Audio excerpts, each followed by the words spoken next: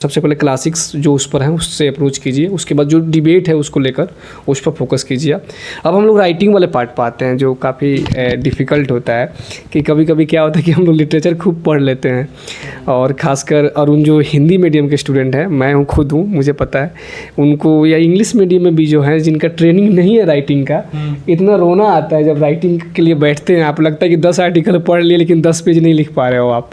तो सॉरी, तो हम लोग बात करते हैं कि रिसर्च प्रपोजल जब आप लोगों ने लिखना चालू किया लिटरेचर पढ़ने के बाद, तो क्या चैलेंजेज आए और उस चैलेंजेस को आप लोगों ने कैसे टैकल किया? सिंपली इसको हम लोग इस वे में, मतलब आप तो लिखने का जो सवाल रहा उसमें फिर मैं बताऊंगा कि मैं इसमें भी काफ़ी ख़राब हूँ। और मैंने, क्योंकि मुझे शुरू में लिखने नहीं आता था, मैंने कभी ठीक से लिखा नहीं, मेरे एमए जैसा कि कभी हुआ नहीं ठीक से, तो लिखने की प्रॉब्लम मुझे रही। बीएचयू में ट्रेनिंग भी नहीं मिलता, ट्रेनिंग भी नहीं है, पता नहीं कहीं है अभी कि नहीं, वहाँ भी नहीं है। लेकिन तो मैंने कोशिश की, तो पहले गलतियाँ बहुत हुई, तो उससे मैंने ये सीखा कि कभी भी आप जब पढ़ रहे हैं, जिस समय आप पढ़ रहे हैं, कोशिश करिए कि आप नोट्स बना लीजिए उस लिटरेचर का वहीं पे। बाद में कोशिश करेंगे कि आप मैं 10 पढ़ लूँ और लास्ट में आऊँ तो नहीं होगा कुछ भी, आप मैक्सिमम आर्गुमेंट भूल जाएंगे।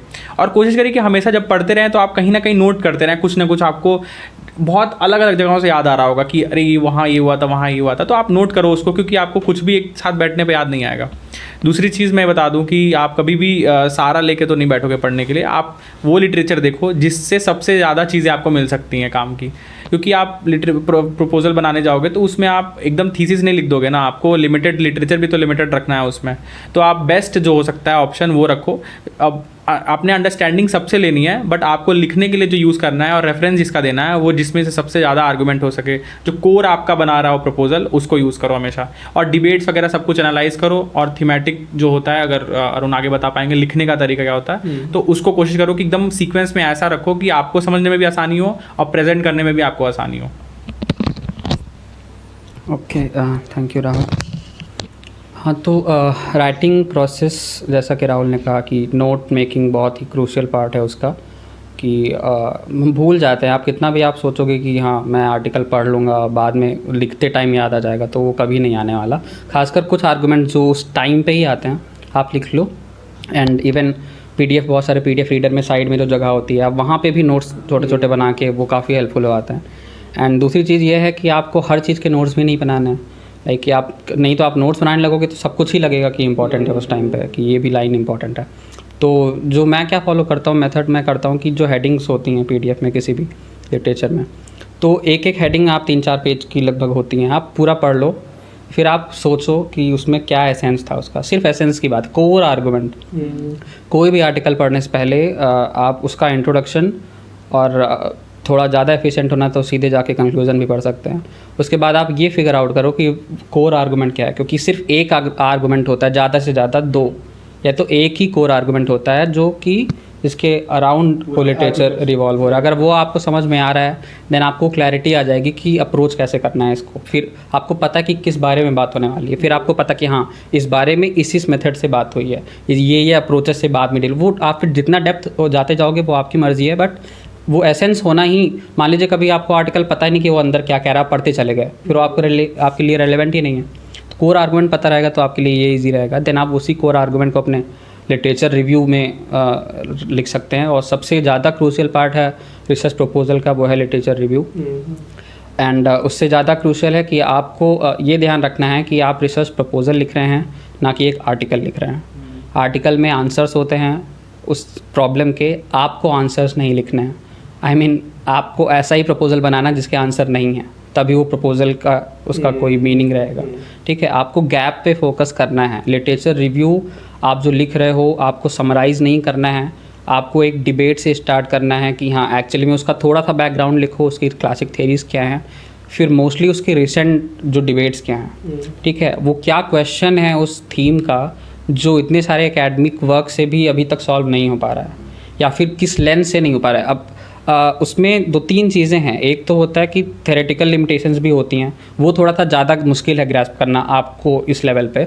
दूसरा है कि कभी कभी जैसे मान लीजिए किसी ने कोई नॉलेज सिस्टम का स्टडी किया, ठीक है, बट वो जिस पे आप करना चाहते हो उस पे नहीं हुआ है, तो ये भी एक तरीके का लिटरेचर गैप में आ सकता है। Even though this is not theoretical, but एक गैप है कि हाँ वो इंडियन कॉन्टेक्स्ट में हो सकता है, ना हुआ हो ज़्यादा, ये भी एक गैप है। तो इस तरह से आपको नेविगेट करना है एंड इवेंचुअली जो आपका लिटरेचर रिव्यू ख़त्म होना चाहिए तो उसमें क्लिस्टर क्लियर होना चाहिए कि एक्चुअली में प्रॉब्लम क्या है, ठीक है, क्या है वो प्रॉब्लम जिस वजह से आप इस बारे में रिसर्च करने जा रहे हैं, जिस पे ऑलरेडी इतने सारे लोगों ने काम कर रखा है, ठीक है। तो ये प्राइमरी फोकस होना चाहिए। उसके बाद फिर आपका रिसर्च क्वेश्चन है, ठीक है, वो आप नैरो डाउन करोगे। और दूसरी चीज़ है कि इसमें आप हेल्प भी ले सकते। और दूसरी बात यह है कि उस प्रपोज़ल के प्रोसेस के दौरान ना आपको मिलते रहना चाहिए लोगों से एंड अपने सीनियर से कांटेक्ट करो अपने एंड बहुत सारे प्रोफेसर्स जेएनयू में काफ़ी एक्सेसिबल हैं एंड आप उनका मेल वेबसाइट से निकालिए एंड उनको मेल करिए। सिर्फ थोड़ा सा ही, ज़्यादा कुछ नहीं लिखना है उसमें, ब्रीफ पे लिखो कि मैं इस टॉपिक पे काम कर रहा हूँ एंड आपकी गाइडेंस चाहिए, so I want to meet you and like you kindly let me know whenever your schedule allows करके आप अपॉइंटमेंट मांग लीजिए और उनसे बात करिए, उनसे मिलिए एंड फिर उसमें उस प्रोसेस में आपको काफ़ी चीज़ें क्लियर हो जाएंगी कि एक्चुअली में जो आप करना चाह रहे थे वो कितना फीजिबल है एंड रिसर्च क्वेश्चन को नैरो डाउन करने में भी आपको काफ़ी मदद मिलेगी एंड लिटरेचर रिव्यू के प्रोसेस में वो गैप कहाँ है कहाँ नहीं, क्योंकि उनको सारी डिबेट्स पता हैं, ठीक है, वो उस एरिया ऑफ इंटरेस्ट को काफ़ी चीज़ों से पहले से पढ़ चुके हैं एंड आपको पता चलेगा कि जो लिटरेचर आप पढ़ रहे थे वो कितना रिलेवेंट है, क्लासिक्स क्या हैं उस एरिया की। तो ये काफ़ी चीज़ें हैं जो आपको उस प्रोसेस से ही क्लियर हो जाएंगी। तो आप प्रोफेसर्स को मेल करो ज़्यादा, आप लोग एटलीस्ट अगर 10 को भी मेल करोगे तो 3-4 तो उसमें से रिप्लाई करेंगे ही, या नाम उनसे मिलो, बात करो, कुछ जो बाहर हैं वो मेल पे बताएंगे, कुछ आपको बुलाएंगे। तो ये काफ़ी इम्पॉर्टेंट एंड क्रूशियल पार्ट है इस पूरे रिसर्च जर्नी का। राहुल, कुछ आप ऐड करना चाह रहे हैं? मैं 2 चीज़ें इसमें ऐड करना चाहूँगा कि जैसे मुझसे अक्सर जूनियर्स पूछते हैं कि, जो मैं भी जूनियर ही हूँ अभी, बट पूछते हैं कि रिसर्च गैप कहाँ से मिले, और उनको रिसर्च गैप कई बार खोजने में दिक्कत होती है। तो मेरे हिसाब से कई बार मैंने जो उनको देखा है, समझा है कि रिसर्च वो गैप को कुछ ऐसा समझते हैं कि 50 चीज़ें हुई हैं और 51 जो चीज़ है वो मेरे को मिल गई नहीं और वहाँ पर बिल्कुल काम नहीं हुआ है। तो मेरे हिसाब से थोड़ा सा नज़रिया बदल के देखना चाहिए कि रिसर्च गैप ज़रूरी नहीं कि उस पर काम बिल्कुल नहीं हुआ हो, ये चीज़ है, बल्कि कभी कभी जैसे किसी चीज़ को लिबरल क्रिटिक से, मार्क्सिस्ट क्रिटिक से, फेमिनिस्ट क्रिटिक से किया गया है, हो सकता है कि उसको किसी और नए मेथोडोलॉजी से नहीं किया गया हो सकता है जो चीज़ बिहार में होनी चाहिए वो यूरोप को सैम्पल साइज ले लिया गया है, हो सकता है कि कोई भी चीज़ मेथोडोलॉजी में हो सकता है कि उसने क्वेश्चनर, क्वांटिटेटिव मेथड ये सब यूज़ किया हो, बल्कि ज़्यादा अच्छे से एथनोग्राफी की जाती तो पता चलता। तो कभी कभी मेथोडोलॉजी अलग तरीके से करना, और आप एक अलग व्यक्ति हो, अलग नॉलेज, अलग जानकारी से जाओगे करने के लिए, तो आप खुद में एक गैप हो, आप खुद अलग एक रिसर्च करके दोगे। तो आप एक तरह से ऐसे सोचो कि कुछ भी आप करोगे, आप ज़रूरी नहीं कि नया लिटरेचर लाओगे, नया गैप लाओगे, अप्रोच भी कई बार एक तरह से गैप ही होती है।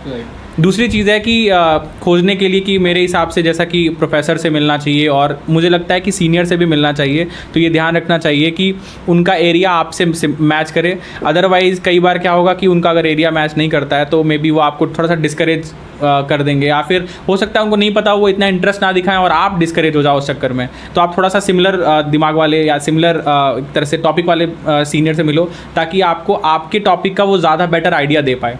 और मुझे लगता है कि आपको सबसे इंपॉर्टेंट चीज़ कि आपको लिंक्डइन यूज़ करना चाहिए, और मुझे लगता है कि आपको आईडी बना के, और जो खासकर जो मेरे जैसे जो बाहर से जेएनयू में नहीं रहे, उनको सीनियर्स और प्रोफेसर से कांटेक्ट नहीं हुआ, वो ज़रूर उस पर आईडी बनाएं। कोशिश करें कि जितने स्कॉलर्स हो सकते हैं, प्रोफेसर्स हो सकते हैं, सबको फॉलो कर लो।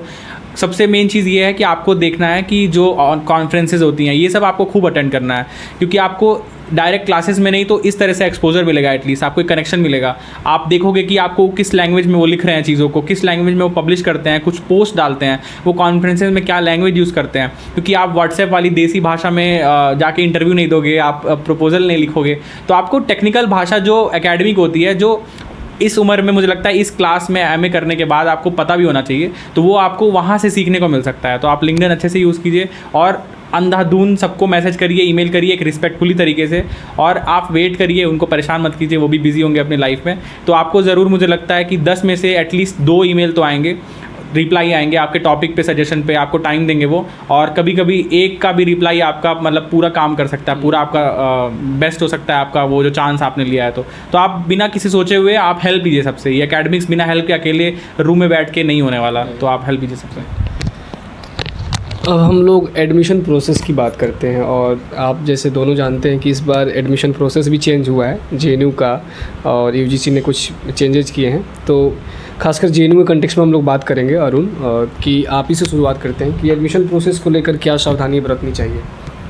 बिल्कुल, तो जैसा कि हम जानते हैं कि यूजीसी और एनटीए मिलके 2019 से के बाद से काफ़ी एक्सपेरिमेंटल मोड में चले गए हैं, एंड वो हर साल कुछ ना कुछ नया लाते हैं, हटा देते हैं बिना किसी जस्टिफिकेशन के। वो बात दूसरी है, बट ठीक है, हमें इसी प्रोसेस से जाना है। हम जहाँ पे हमारा कंट्रोल है हमें उस पर ध्यान देना चाहिए फ़िलहाल। तो अभी जो प्रोसेस ये है वो है आपको यूजीसी नेट के थ्रू, जहाँ तक मुझे पता है कि एंट्रेंस होगा। एंड मेरा जो मानना ये है कि आपको सबसे ज़्यादा कोशिश करनी चाहिए कि आप अपने एंट्रेंस के मार्क्स को मैक्सिमाइज़ कर पाओ, ज़्यादा से ज़्यादा आप उसमें स्कोर करो। एंड उस टाइम पे जब आप उस प्रोसेस में हो एडमिशन प्रोसेस के, तो आप रिसर्च प्रपोजल में इतना मत इमर्स हो जाओ कि आप फिर इधर का जो फॉर्मेट है, क्योंकि ये दो डिफरेंट तरीके की नॉलेज है। एक आपसे इन डेप्थ नॉलेज मांग रहा है, एक आपसे थोड़ा सा conceptual but also very factual knowledge भी मांग रहा है। तो डिफरेंट अप्रोचेज़ हैं दोनों की, तो आप उसको बैलेंस करके एंड नेविगेट करके आप एंट्रेंस को काफ़ी सीरियस लो, क्योंकि अगर आपका वो थ्रेशोल्ड नहीं क्रॉस होगा कट ऑफ का, तो फिर आपका जितने भी मेहनत आपने किया है रिसर्च प्रपोजल के लिए वो वेस्ट हो जाएगी। मेरा भी पर्सनल एक्सपीरियंस ऐसा ही है कि जब मैंने सीपीएस का अपना एंट्रेंस दिया, तो उस दिन या कुछ था, या फिर वो मेरे हिसाब से वो पेपर कुछ ज़्यादा ही रैंडम एंड आर्बिट्रेरी था, जिसमें क्वेश्चंस काफ़ी फैक्चुअल थे।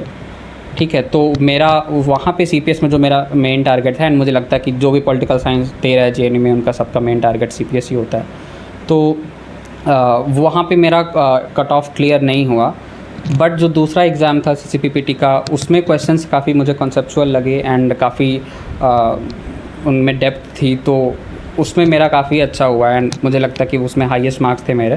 तो मैं यही कह रहा हूँ कि आपको इंटरव्यू के प्रोसेस में से ज़्यादा आपको भरोसा, क्योंकि जो आपके हाथ में है वो एंट्रेंस पे है। इंटरव्यू में थोड़ा सा रैंडम हो जाती चीज़ें, बहुत सारे दूसरे फैक्टर काम करते हैं। तो मुझे उस प्रोसेस पे ज़्यादा भरोसा है जहाँ पे एंट्रेंस होता है, क्योंकि उसमें आपके हाथ में ज़्यादातर चीज़ें हैं। तो आपके हाथ में जितना है आप उसको मैक्सिमाइज़ करने की पूरी कोशिश करो। हो सकता है कि आपका कट ऑफ थोड़ा सा ही क्रॉस हो, उसके बाद आप इंटरव्यू में भी अच्छे मार्क्स ला सकते हो। कभी कभी हो सकता है आपको इंटरव्यू में बहुत कम मार्क्स मिले, बट आपका एंट्रेंस में इतना अच्छा है कि स्टिल लाइक आपको फिर इंटरव्यू के प्रोसेस को थोड़ा सा आप एलिमिनेट कर सकते हो। लाइक उसका जो रैंडमाइजेशन है ना, आप उसको रैंडमाइज़ कर सकते हो कि आपका वर्स्ट केस सिनेरियो भी पॉसिबिलिटी लेके चलो कि इंटरव्यू में अगर आपको कम मार्क्स मिले तो एंट्रेंस उसको कवर कर दे। राहुल, आपका क्या एक्सपीरियंस? इसमें बस सारी बातें एकदम सही हैं, क्योंकि आपका कंट्रोल ज़्यादा है एंट्रेंस जब भी हो तो, और डायरेक्ट जेआरएफ के थ्रू होता है या कोई एडमिशन, तो उसमें पारदर्शिता नहीं है। तो मैं भी उसे कभी नहीं चाहता कि, मुझे लगता है कि वैसा होना भी नहीं चाहिए, कहीं हर जगह एंट्रेंस ही होना चाहिए। तो आप उस पर फोकस करें कि सबसे ज़्यादा मार्क्स लाएँ। इस बार यूजीसी नेट का है तो जेआरएफ तो नहीं, बट नेट में जितना मार्क्स ला सकें लाएँ, ताकि आप कट ऑफ क्लियर करें और फिर इंटरव्यू में अच्छे से प्रिपेयर करें। दूसरी चीज़ मुझे लगता है इंटरव्यू में आपको जाना चाहिए तो आपको ये ध्यान रखना चाहिए कि आप 500 चीज़ें, जैसा कि उन्होंने बताया, वो मेंशन ना करें रेफरेंस में, बल्कि लिमिटेड मेंशन करें। आपको एकदम मुंह जुबानी याद हो क्या लिखा है उन सब चीज़ों में। और अगर आपके पैनल में कोई ऐसा प्रोफेसर है जिसका एरिया आपके टॉपिक से मैच करता है, तो आप ज़रूर ये ध्यान दें कि आप उनके बारे में, उनका जो उन्होंने पढ़ाई की है, उन्होंने क्या लिखा है अपने काम में, वो ज़रूर पढ़ के जाएँ, क्योंकि सबसे ज़्यादा चांस है कि वो पहले आपसे सवाल पूछेंगे। और उनको इम्प्रेस करने के लिए सिर्फ उनका लिटरेचर ना लिख दें, प्रॉपर अगर आपने पढ़ा हो तो ही कहें, अदरवाइज़ आप एकदम सिंपली बोल दें कि सर मैं पढ़ लूँगा बाद में और मुझे इसके बारे में नहीं पता है। तो इंटरव्यू को ऐसे ही हैंडल करें। तो हम लोग इस चर्चा के अंतिम पड़ाव पर हैं, और मैं मैं इसमें जानना चाहूँगा आप लोग, जैसे आप लोगों का कोर्स वर्क चल रहा है अभी,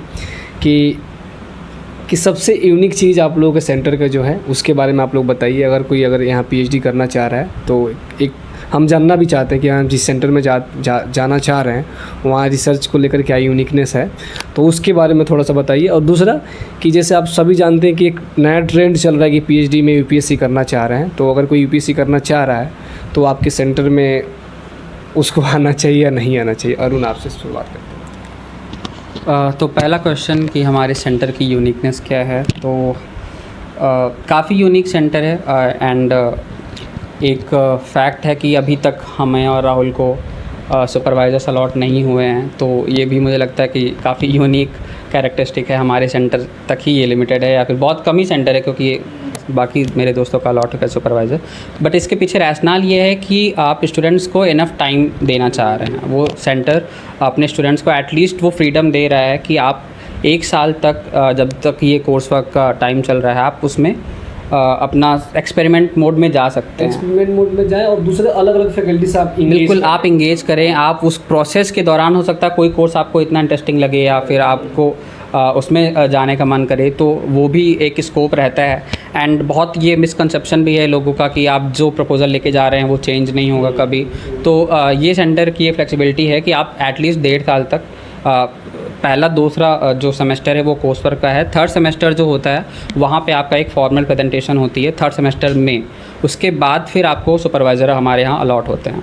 एंड दूसरी जो खासियत है कि जो 2nd सेमेस्टर में हमारा एक कोर्स है उसको सेमिनार कोर्स बोलते हैं। And this course is mostly presentation based. इसमें आपको आपका लिटरेचर रिव्यू, आपके टॉपिक से रिलेटेड जो लिटरेचर हैं 2-3-4 लिटरेचर जो आप प्रेजेंट करना चाहते हो उसके ही बारे में आपको डिस्कस करना है। एंड 2 बार के मौका मिलता है। तो अच्छी बात यह है कि जो आपका टॉपिक है आप उसके बारे में पढ़ते पढ़ते और वो आपके कोर्स का हिस्सा भी है। तो इट्स नॉट लाइक कि आपको बाकी कोर्सेज़ के बीच में नेविगेट करके अपने लिए भी टाइम निकालना है। It's a process there, structural process जहाँ पे आपको अपने ही टॉपिक को पढ़ के आप वहाँ पे प्रेजेंट करेंगे और आपको उस कोर्स का क्रेडिट दिया जाएगा। तो ये 2 चीज़ें मेरे हिसाब से काफ़ी यूनिक है मेरे। यूपीएससी वाला भी बात। हाँ सॉरी, यूपीएससी का जो क्वेश्चन है मुझे लगता है कि रिसर्च पर्पस से जो इंस्टीट्यूशन बनाया गया है वहाँ पे रिसर्च के लिए ही आए तो ज़्यादा बेहतर है। एंड इवन दो आप ज़्यादा इंटरेस्टेड हैं यूपीएससी के लिए तब भी आप नेविगेट कर सकते हैं अपने हिसाब से। बट मुझे लगता है कि सीपीएस एंड सीसीबीपीटी थोड़ा सा ज़्यादा थेरेटिकल एंड थोड़ा सा ज़्यादा इंगेजिंग है, थोड़ा सा ज़्यादा आपको इन्वॉल्व रखेंगे एंड आपको हेक्टिक है थोड़ा सा। हम जहाँ पे पढ़ रहे हैं तो मुझे लगता है कि जब मैं सीपीएस के दोस्तों से बात करता हूँ उनसे ज़्यादा ही थोड़ा सा हेक्टिक है हमारा कोर्स वर्क इस बार का। तो इवन दो आप चाहते हैं फिर भी करना तो वो आपका पर्सनल कैपेसिटी पे डिपेंड करता है कि आप कितना नेविगेट कर सकते हैं। बट मेरा सजेशन यही है कि आप या तो आप सोली यूपीएससी करिए या फिर किसी ऐसे सेंटर से करिए जहाँ पे आप नेविगेट कर सकते हैं। एंड वो पॉसिबिलिटी आपको खुद से निकालनी पड़ेगी। वो उसके कैरेक्टरिस्टिक डिफरेंट है कि आपको देखना पड़ेगा कि अगर आपको ये सुपरवाइज़र मिल जाएँ तो हो सकता है कि ये आपको अलाउ कर दें यूपीएससी के लिए या फिर ज़्यादा रिग्रेस ना हो। तो ये सारी जो कॉम्बिनेशन हैं आपको दिमाग लगा के देखना पड़ेगा। बट मेरा सजेशन ये है कि इस सेंटर से थोड़ा सा मुश्किल हो सकता है अगर आप यूपीएससी और रिसर्च दोनों को बैलेंस करना चाहेंगे तो। राहुल आपका क्या टेक है इसमें? तो जैसा कि हमारे फैकल्टी में मुझे लगता है कि किसी को भी जो भी पॉलिटिकल साइंस का स्टूडेंट है इर्रेस्पेक्टिव ऑफ उसे थ्योरी में करना है आईआर में करना है हमारे सेंटर में वो आ सकता है। क्योंकि हमारे सेंटर में सबसे स्पेशल यही चीज़ है कि आईआर को भी मिक्स कर सकते हैं आप थ्योरी में और इंडियन लेवल पे भी कर सकते हैं आप नेबर्स के साथ ग्लोबल साउथ में कोई भी मतलब फैकल्टी बहुत डाइवर्स है तो आपको इसका वो मिलेगा। बाकी मैं बाहर से हूँ तो कोर्स वर्क मुझे पता है बाकी लोगों के सुनने में आते हैं कि उतने सीरियस नहीं है रिगरस नहीं है जितने हमारे हैं। ऑलमोस्ट लगता है कि एमए पढ़ रहा हूँ कभी कभी। तो वो मेरे लिए तो फ़ायदेमंद है कि मुझे अच्छा लगता है कि मैं जो मिस कर पाया वो मुझे मिल रहा है एटलीस्ट। तो हमारा सेंटर कोर्स वर्क के मामले में भी बहुत अच्छा है तो आप ज़रूर इसको चुनें अगर आप पॉलिटिकल साइंस में सीरियस हैं तो। दूसरी चीज़ यूपीएससी में मतलब कंट्रोवर्शियल नहीं करना चाहता हूँ, बहुत सिंपल मैं कह रहा हूँ कि मुझे लगता है कि जो यूपीएससी करना चाहता है वो जेन्यू ना आए। बहुत क्लियर इवन थ्योरेटिकल आइडियल बात कर रहा हूँ। बट क्योंकि मुझे लगता है कि आप ये चीज़ बेहतर क्योंकि आप यहाँ पे आएंगे तो आप अपना भी टाइम ऑलमोस्ट वेस्ट करेंगे क्योंकि यहाँ पे आपको कई सारी चीज़ें मैनेज करनी होंगी। और यूपीएससी के पर्सपेक्टिव से कहूँ तो उसमें भी फ्लो ब्रेक नहीं होना चाहिए, उसमें कंसिस्टेंसी चाहिए। यहाँ पे वो चीज़ आपको मिलेगी नहीं शुरू में तो आप वो भी आधा इस नाव में आधा उस नाव में चलोगे तो दोनों का लॉस करोगे। दूसरी चीज़ सबसे मेन आर्गूमेंट है जो थ्योरेटिकल आर्गूमेंट है कि आप यहाँ पे इंडिया में एकलौती यूनिवर्सिटी है जहाँ पे रिसर्च 1 क्लास की एटलीस्ट अभी तक होती है। तो आप उसमें एक तो कम सीटें हैं उसमें आप कोई मान लो जो यूरोप नहीं जा सकता है वो जेएनयू में ही सोचता है इंडिया में आने का। तो आप एक तरह से आप यूपीएससी में होगे तो आप यहाँ पे आके यूपीएससी करोगे। जो कोई सिर्फ रिसर्च करना चाहता है उसका मौका एक तरह से आप अनजाने में छीन लोगे। तो मैं चाहता हूँ कि आप बहुत सारे कॉलेजेस हैं डीयू है यहाँ पे उसमें भी प्रोफेसर्स कुछ हैं जिनके अंडर आप कर सकते हैं फ्री होके तो आप उन्हें चुनें और ना कि आप जेएनयू को चुनें। इवन किसी कोर्स में आप आएँ बट पीएचडी रिसर्च लेवल पर आई थिंक आपको नहीं आना चाहिए। तो